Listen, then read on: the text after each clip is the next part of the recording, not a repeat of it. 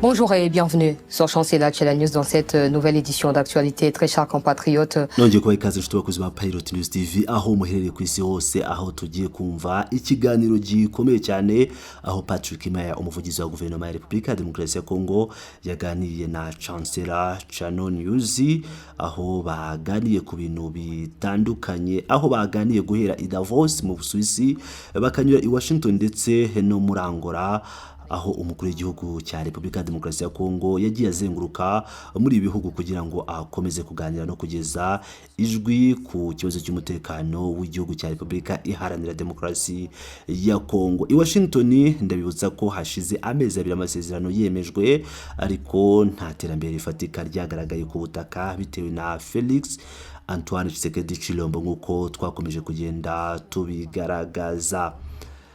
Ni ikiganiro rero gikomeye cyane, aho uyu munyamakuru, uyu mudamu mubona yaganiye n'umuvugizi wa guverinoma Patrick Muyaya, aho bamubajije ibibazo bikomeye cyane ndetse ibibazo bikaba byibasiye u Rwanda, perezida w'u Rwanda ndetse na M23. Ngira ngo murabizi Patrick Muyaya ibyo akora kenshi.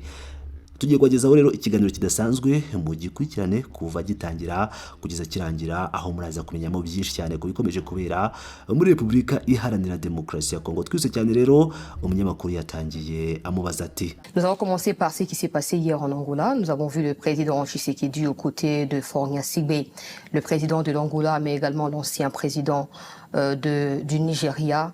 Est-ce que nous devons désormais changer des discours pour parler d'un dialogue qui se tiendra en Angola? Reka dutangire dukomoza ku byabaye ejo muri Angola. Twabonye Perezida Felix Tshisekedi ari kumwe na Perezida wa Angola Joao Lourenço ndetse n'uwahoze ari Perezida wa Nigeria. Ese ubu tugomba guhindura imvugo tukajya tuvuga ko ibiganiro bizabera muri Angola? Patrick Maya ati: oya, sintekereza ko ari byo byavuzwe, ahubwo yari inama imwe mu zindi nyinshi. Nimwibagirwe ko Perezida wa Angola ariwe washyizweho nk'umuhuza w'umuryango wa Afurika yunze ubumwe. Yigeze gufata intera runaka kuri gahunda, atari uko yaba yarahuye n'imbogamizi, ahubwo kubera ko yagombaga kwibanda ku nshingano ze zo kuyobora umuryango wa Afurika yunze ubumwe. Ese uko byaba bifitanye isano nuko Perezida Paul Kagame yanze kujya gusinya amasezerano y'amahoro yarateganijwe ku itariki ya 15 Ukuboza 2024. Wenda ubwe niwe wabisobanura neza.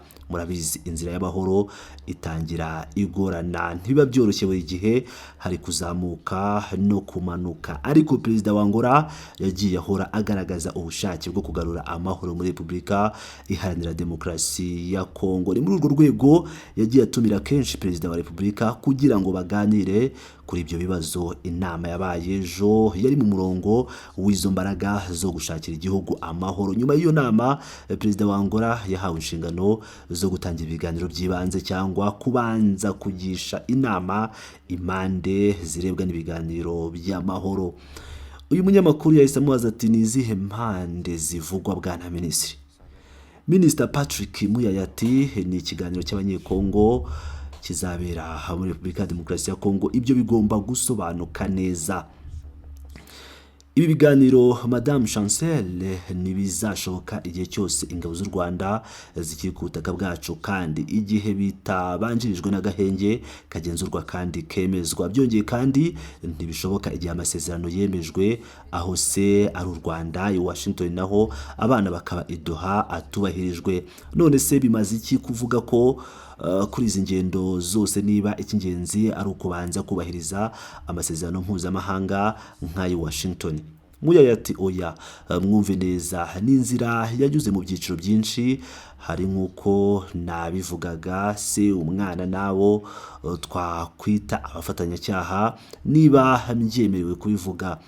Ikindi kandi ikibazo kiri kuri abo bafatanyacyaha, abantu bagorwa no gufata umwanzuro usobanutse kandi ukomeye wo kwamagana igitero nka Denis Mukwege cyangwa Martin Fayulu. Ni muri urwo rwego Perezida Joao Lourenço ashobora gutanga ubuhuza bwe. Umunyamakuru ati: mushaka kutubwira ko abantu babiri gusa bujuje ibisabwa byavuzwe kugeza ubu ari Denis Mukwege na Martin Fayulu? Patrick Muyaya ati: reka mbisobanure neza, mugomba gukurikira ibyo Perezida wa Repubulika yavuze mu Bubiligi. Yarabihuje kandi yarabivuze neza. Madame Chancelle mpaweho umwanya muto inkomoko y'iki kibazo n'iy'umutekano mbere na mbere.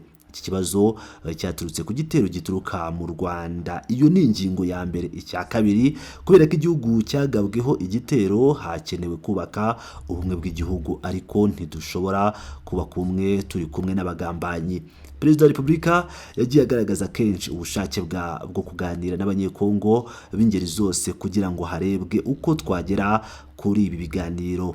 Yaganiriye n'abapadiri, yaganiriye n'amatorero y'abapantekote n'abandi batandukanye bamushyigikiye.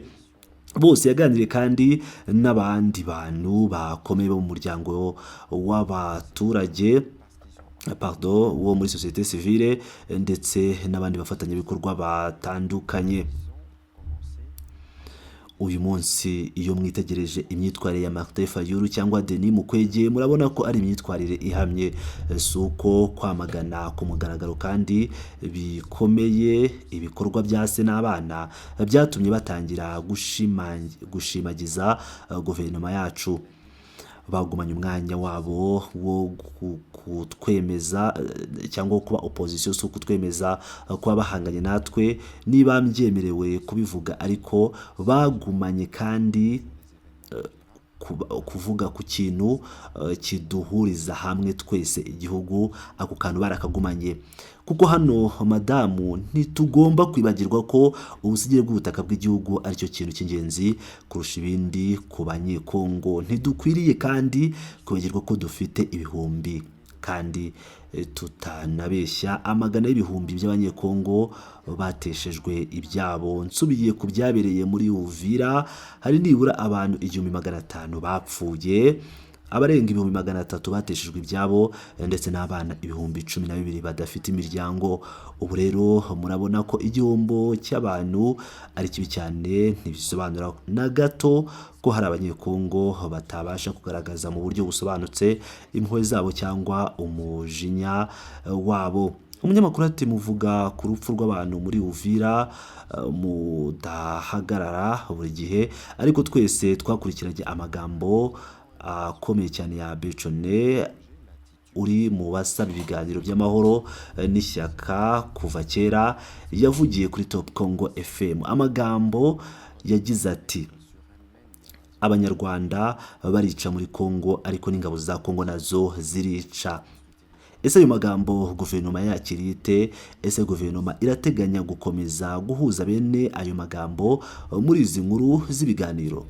Patrick Muyaya ati ku bwanjye sinishimira cyane uburyo bwo gushyira ibintu muri rusange, kuko ndi umunyamuryango w'itorero Gatolika, ariko birumvikana ko hari impamvu yo kwibaza ku myitwarire y'abantu bamwe, by'umwihariko aba musenyeri nka Musenyeri Nshore, kuko ntidushobora kandi nawe arabizi neza kurusha benshi gushyira ku rwego rumwe ingabo z'igihugu ziri mu nshingano zazo zo kurinda ubutaka bw'igihugu n'umutwe twaje intwaro waremwe kandi ugashyigikirwa ku nyungu z'intambara y'igihugu duturanye kitugabaho igitero. Suko Senko yaba yarifashe nk'ihagaze hagati, nubwo ibintu Mimakrati oya si hagati bwana minister. Patrick Muyaya ati mumbabarire Musenyeri Moteba yarabivuze ku mugaragaro uko baterwaga inkunga n'u Rwanda, mumbabarire reka nsoze igitekerezo. Suko Senko yagerageje kwishyira mu mwanya wo guhuza impande, mediation, byayibuza kwamagana ikibi, kuko suko Musenyeri Nshore cyangwa Musenyeri Moteba bamaganye ikibi cya se n'abana, ni ukuvuga u Rwanda na M23 bakagaragaza kandi ubumwe n'abaturage bababaye, byatuma bamburwa inshingano bashaka kugira. Kuko kuri iki cyiciro Perezida wa Repubulika yarabivuze, ibiganiro biba mu nzego z'igihugu nibishyira mu gaciro ko hari uhabwa kudahanwa, ni ukuvuga ngo umuntu utahanwa. Bityo rero igihe nikigera hazasobanurwa byinshi bisabwa gusobanurwa, ariko iyo ndebye amagambo n'imyitwarire bituruka kuri Musenyeri Nshore na Musenyeri Moteba. Ibisubizo by'abanyekongo bigaragaza uko batekereza ku ruhare rwabo kuva intambara yatangira, kandi nsanga hari abanyekongo babona ko mu myitwarire yabo hari aho bisa naho bakina umukino w'umwanzi, cyangwa bakaba batagaragaza ubushake busesuye bwo gushyigikira igihugu, aho abo bantu babona impamvu zibibatera. Ibyo bikaba bibabaje cyane iyo mitekerereze, aho iyo witegereza umwanya bafite mu itorero birababaje cyane. Perezida wa Repubulika aherutse gusobanura neza ko niba hari ibiganiro byabaho bizabera mu gihugu, ariko ntibizaba biyobowe n'amadini, kuko mbona ko nta bubasha bwemewe n'amategeko babifitiye. Perezida yavuze ko bizakorwa mu nyungu no ku buyobozi bw'inzego zemewe n'amategeko cyangwa zifite ububasha bwemewe, kandi mu by'ukuri Perezida wa Repubulika ntiyigeze abaha ububasha kuva mu ntangiriro. Abaperezida ntibigeze babaha manda yo gutangiza igikorwa batangiye, ariko barabumvise mu ntangiriro z'icyo gitekerezo cyabo ndetse no mu mpera zacyo. Benshi batekerezaga ko perezida atari kubakira, ariko Perezida wa Repubulika ni umuntu w'amahoro byimbitse, wagiye agaragaza kenshi ugufunguka kwe n'icyubahiro aho ibijyanye n'imyemerere n'amadini. Ariko habaye ikibazo kuva mu ntangiriro, cyane cyane mu buryo bwasobanurwaga n'ibimenyetso byabyo. Igihe twabonaga amashusho ya Goma, umujyi wari ufite ibikomere, umujyi wari wuzuyemo amaraso, abantu bakaba barashyinguraga ibihumbi by'abapfuye, hari ibihumbi 10 mu minsi 3 cyangwa 4 nyuma y'ibitero byase n'abana byagabwe ku mujyi utagira amashanyarazi n'amazi. Ni ngombwa kwibutsa ukuri kw'ibyabaye uko byari bimeze. Imyitwarire ya bamwe mu bayobozi b'itorero igihe bajyaga i Goma yasaga naho ari ugusukura isura y'abari bakoze ibyaha mu minsi mike yari ishize. Impungenge byateje mu baturage n'impungenge zifite ishingiro. Ariko Madame Chancel, ntitugomba kwihutira gufata imyanzuro, kuko hari umurimo wakozwe n'ibiro bya Perezida wa Repubulika. Hari urupapuro rw'inzira feuille de route rugaragaza uko inzira izagenda igihe nikigera, hashingiwe ko uko ingingo zigenda zitera imbere nuko imyitwarire y'impande zitandukanye izaba imeze. Hazarebwa icyemezo kizafatwa kuri gahunda. Ndibutsa gusa ko nta kiganiro na kimwe i Kinshasa hagati y'abanyekongo kizakura ingabo z'u Rwanda ku butaka bwa Kongo, cyangwa ngo gihagarike kwicwa kw'abavandimwe bacu. Ariko ndishimira ibisobanuro mwatanze, kuko ntidukwiriye kwibeshya. Niyo mpamvu navuze mu ntangiriro z'ikiganiro ko inkomoko y'iki kibazo ari iy'umutekano mbere na mbere. Twagiye Washington, ku gihugu gikomeye ku isi, ntibyabujije Perezida w'u Rwanda gukomeza ibikorwa bye by'ubushotoranyi. Twagiye n'i Doha, nabyo ntibyabahagaritse. None se mutekereza ko ibiganiro hagati y'abanyekongo aribyo bizahagarika igitero cy'u Rwanda? Ubyemera agomba kuba ari umunyabinyoma cyangwa ari umwana ukiri muto. Twebwe si uko turi, nubwo twemera ko ari ingenzi ko abanyekongo baganira, kuko igihugu ari icyacu twese. Ariko nanone tugomba kumenya neza imigambi nyakuri ya Perezida w'u Rwanda. Ni imigambi yo gusahura, kwiba no kohereza hanze umutungo uva mu bice by'igihugu biri mu maboko y'abagifashe. Ni uburyo bushingiye ku ihohoterwa, aho ubwisanzure bwose buhonyorwa, abantu bakicwa, kandi ubutegetsi bushingiye ku byaha bukaba bwarashinze imizi. Ibyo muri Repubulika ya Demokarasi ya Kongo, igihugu cyacu ni icyacu, ntibizigera bibaho. Umunyamakuru Madame Chancel akaba yahise agira ati: Bwana Minisitiri, murakoze ku bisobanuro mwatanze ku kibazo cy'uko haba ibiganiro cyangwa bitabaho hagati y'abanyekongo. Noneho reka tugaruke ku rugendo rwanyu mwashoboye guherekeza umukuru w'igihugu i Washington. Mwaduha ishingiro ry'iby'ingenzi byabaye muri iyo minsi 3 cyangwa 4. Habaye National Prayer Breakfast. Habaye kandi inama n'ibihugu bikora mu byerekeye gutunganya no gukurikirana amabuye y'agaciro, ibirombe bijyanye n'amabuye y'agaciro. Nubwo tutabonye u Rwanda kuko rwo rwavugaga ko rufite kohota iruta iya Repubulika ya Demokarasi ya Kongo, none se abanyekongo bakora iki muri izo ngendo z'umukuru w'igihugu? Patrick Muyaya ati mbere na mbere ngira icyo mvuga ku gitekerezo cya nyuma, suko usahuye, suko wungukiye mu bikorwa bitemewe n'amategeko byatuma uhita ugira uburenganzira bwo kwicarana n'abafata ibyemezo ku birebana n'amabuye y'agaciro y'ingenzi. Kandi nibwira ko urugero rw'ibyabereye i Washington rugaragaza neza agaciro nyakuri k'u Rwanda iyo bigeze kuri izi ngingo. U Rwanda ni igihugu kiri ku ruhande, ntirufite ijambo igihe haganirwa ku hazaza ikiremwa muntu mu bijyanye n'imirongo yo gutanga no gutunganya amabuye y'agaciro ya ngombwa ku isi, ndetse n'umuryango w'ubumwe bw'Uburayi ntubibona kimwe gutyo. Umunyamakuru ati oya, ariko se reka turebe neza ibyavugiwemo, ntabwo tubeshyanya.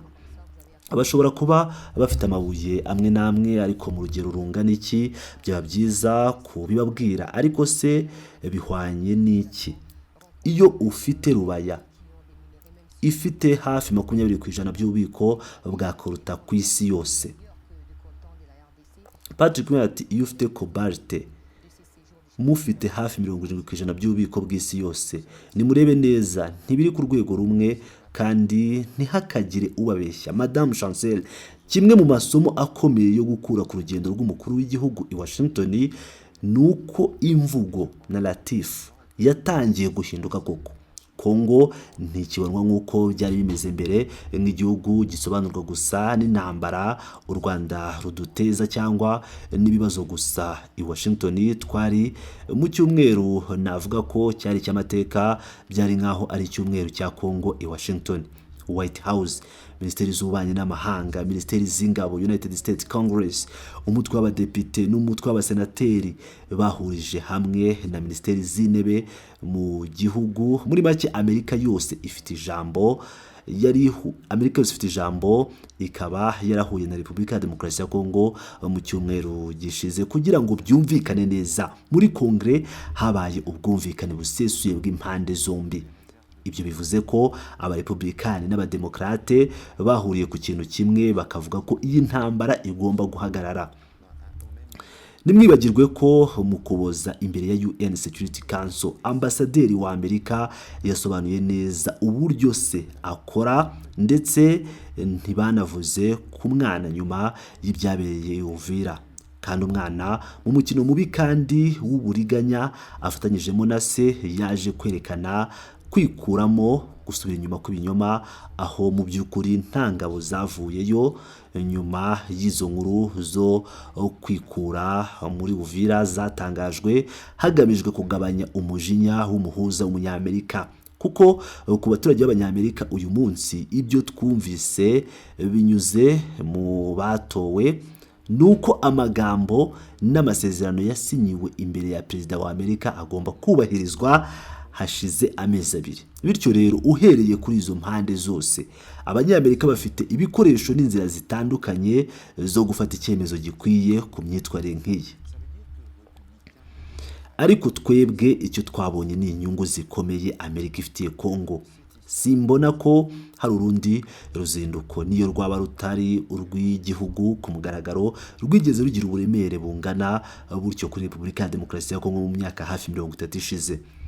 Twumvise gusa amagambo ya Donald Trump wagize umwanya wo guhura na Perezida Felix Antoine Tshisekedi Tshilombo muri iyo minsi. Ibyo yavuze ku buyobozi bwe no ku bushake bwe, ahubwo mwumvise n'ibyavugiye muri Kongere y'imande zombi, ibyavugiwe muri Minisiteri y'Ububanyi n'Amahanga, n'ibyaganiriweho n'abandi bayobozi ba Amerika. Madamu, hari ikintu kimwe mugomba kumenya, Repubulika ya Demokarasi ya Kongo iri gufata umwanya wayo nyawo. Ku nama yabaye icyo gihe ku mabuye y'agaciro y'ingenzi, mu baminisitiri 3 bagombaga gutanga ijambo, minisitiri wacu niwe wavuze. Ibyo bigaragaza neza agaciro duhagarariye. si mu byo dufite mu butaka gusa ahubwo no mu bitekerezo n'icyerekezo. Bisobanuye ko ku birebana n'amabuye y'agaciro y'ingenzi ntawe ufata icyemezo kuri Repubulika ya Demokarasi ya Kongo tutabigizemo uruhare. Icyemezo cyabigaragaje igihe twafashe icyemezo cyo guhagarika by'agateganyo kohereza cobalt hanze, ibiciro byahise bitumbagira. Uyu munsi tukiri mu mwanya wo kwihanganira ibyemezo by'abandi, ahubwo turi mu mwanya wo gufata ingamba no gukora. Uretse ibyakorewe muri Critical Minerals Summit, habaye n'icyo twita komite nyobozi ihuriweho. Igihe twagiraga amasezerano y'ubufatanye bufatika n'Abanyamerika, twari dufite gahunda isobanutse. Twavuze ko Abanyamerika bagena abantu 5, natwe tukagena abantu 5, bakicara hamwe mu byari byumvikanweho. Byasabaga ko Repubulika ya Demokarasi ya Kongo itanga urutonde rw'ibyo twita umutungo w'ingenzi. Ni ukuvuga imishinga twari twatoranyije igashyikirizwa inzego za Amerika. Ibyo byarakozwe. Ibyo byose birebana n'ubufatanye bufatika, ntaho bihuriye n'amasezerano ya Washington. Umunyamakuru atoya hagomba kubaho gusobanura neza, kuko ku munsi wo gusinya amasezerano ya Washington harimo ibice by'impande zombi hagati yacu na Leta Zunze Ubumwe za Amerika. Ibyo byari bigizwe no gusinya ubufatanye bufatika, kandi hari n'andi masezerano nubwo atavugwa cyane yo ku mutekano binyuze muri memorandum. Mwabonye kandi mu byumweru bishize hano muri Repubulika ya Demokarasi ya Kongo uruzinduko rw'intumwa za Africom. Tuzagarukaho kuko hari byinshi bigomba gusobanurwa cyane, ko hari ibibazo byinshi byibazwa. Aya masezerano asobanura iki? Ese Abanyamerika bazaza kurwana, bazaha ingabo za Repubulika ya Demokarasi ya Kongo ibikoresho, bizakorwa bite? Icyo abaturage bifuza kumenya ni iki? Mwari Washington hafi amezi 2 nyuma yo kwemeza amasezerano ya Washington. Murabizi neza nk'umuminisitiri kandi mwagiye kenshi ku rugamba ko abaturage bacu badashishikajwe n'imvugo. Icyo bategereje nuko Abanyarwanda bava ku butaka bwacu. Patrick Muyaya ati mwumve, tugomba kumenya ko turi mu nzira igoye ariko iri kugana ku musozo wayo. Biratwara igihe, ariko ikibazo cy'u Rwanda mbabwire cyamaze gukemuka. Koko uyu munsi mu byerekeye ubufatanye bufatika twasinyanye n'Abanyamerika, ibyo ni igice kimwe gusa. Ikindi gice ni uko twasinyanye andi masezerano, kandi abayobozi ba Amerika bakomeje kuvuga ko ayo masezerano azagarura amahoro muri Repubulika ya Demokarasi ya Kongo. Ibyo bisobanuye ko hari igihe cyagenwe. Mwakurikiye mwebwe ubwanyu ibazwa ryabereye muri Leta Zunze Ubumwe za Amerika mu nteko ishinga amategeko kuri izi ngingo. Hazabaho irindi rero, ku buryo mu minsi iri imbere mike, mu minsi bikiri imbere bakaba bazagaruka kuri izi ngingo. Ibyo byose bizagaragaza inyungu n'icyitonderwa gikomeye Amerika iha iki kibazo. Mais un processus qui arrive à son bout. Ça prend du temps, mais la question du Rwanda, j'ai envie de vous dire que c'est une question qui est déjà réglée. Parce qu'aujourd'hui, dans le cadre du partenariat stratégique que nous avons signé avec les Américains, ce n'est qu'un volet. L'autre volet, c'est que nous avons signé un accord. Et le président américain ne cesse de dire qu'il a ramené la paix en RDC. Ça veut dire qu'il y a un temps, vous avez suivi vous-même l'audition qu'il y a eu au Sénat américain à ces sujets-là. Il y en aura une autre sûrement dans 1 ou 2 jours, où ils reviendront sur le même sujet, c'est vous dire l'intérêt.